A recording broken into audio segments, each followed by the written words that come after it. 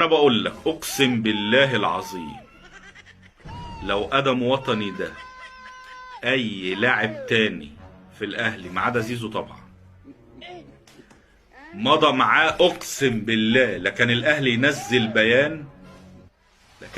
ينزل بيان، بعرض اللاعب للبيع.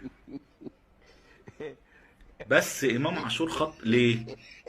زي ما قال، زي ما هتف جمهور الزمالك في المباراة الماضية، صالح قالها الكل يطيع، امام عاشور فوق الجميع، امام عاشور فوق التخين في الاهلي.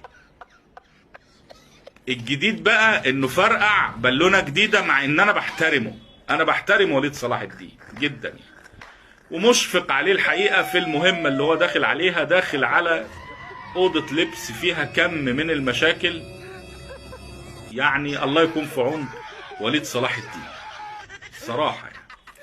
فوليد صلاح قعد مع احمد يحيى، او كلم احمد يحيى الاول، كلم امام، يا امام يا ابني عشان خاطر يا ابني، عشان خاطر يا امام يا ابني اطلع قول انا ماليش علاقه بادم وطن.